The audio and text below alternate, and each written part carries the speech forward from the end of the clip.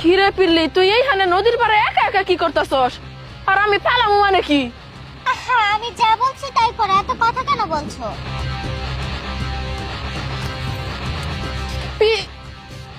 না না, এখন পিল্লিরে ডাইকা লাভ নাই, ও তো মাছ খাওয়া নিয়ে ব্যস্ত।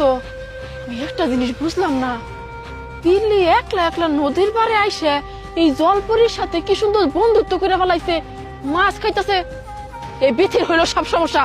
ওর আমি দায়িত্ব দিছি সারাদিন আমার মায়ের দ্বারা দেখা রাখার জন্য, ও দেখা রাখে নাই। ই আল্লাহ, এই জলপরি যদি এখন পিল্লিরে ভোলায় বেলায় টান মেরে পানি নিচে নিয়ে যায়গা, আমি আমার মায়ের কই পামু? ও তো বুঝে না। বিথির ধর্ম আগে।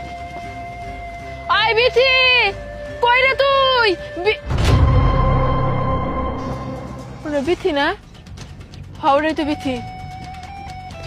না জান, তুমি যখন করবেন তখন যাইতে পারবো, আমি ফ্রি আছি, একদম ফ্রি। আমি ফ্রি তো থাকবি, দায়িত্ব দিলে দায়িত্ব ফাঁকি দিয়ে তুমি তো ফ্রি থাকবা, ব্যস্ত তো আর থাকবা না। এই কামটা তুই কেমনে করে করলি? আল্লাহ, কি কাম করলাম, আবার কি করছে? বুঝতেছো না, কিছুই বুঝতেছো না তুমি। আই পিল্লি কই? আমার মাইয়ার পিল্লি কই? পিল্লি? আল্লাহ, তোর বিড়াল তুই এই জায়গায় আসলো, কই জানি গেল। চুপ, একদম চুপ। পিল্লি কই তুমি জানো না? না তুমি আমারে জিজ্ঞেস করতেছো?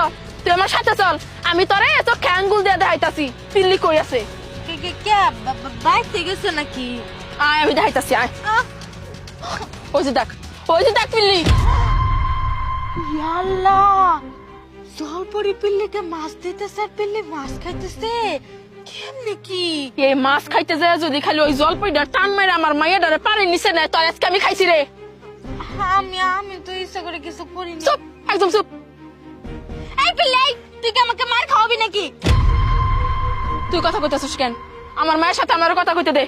পিল্লি মা, তুমি উঠে আইসা পড়ো, আমি তোমার নিতে আসছি না, তুমি কে নেই আনে বসে রইছো। চলো, ওই যে তোমার খালামণি নিতে আসছে, খালামণি তোমার দেখে রাখবো। চলো, খালামণি কত কষ্ট পাইতেছে।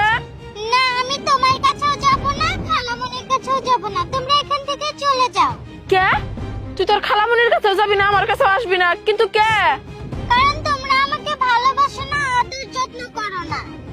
আল্লাহ, আমি তোর যত্ন নাই নিতে পারলাম। সব সময় তো বিচি তোরে দেখেই রাখে, তোর ভালোবাসে না, তাহলে তুই বিচিরে ছেড়ে এখানে আসছস কেন বোকা?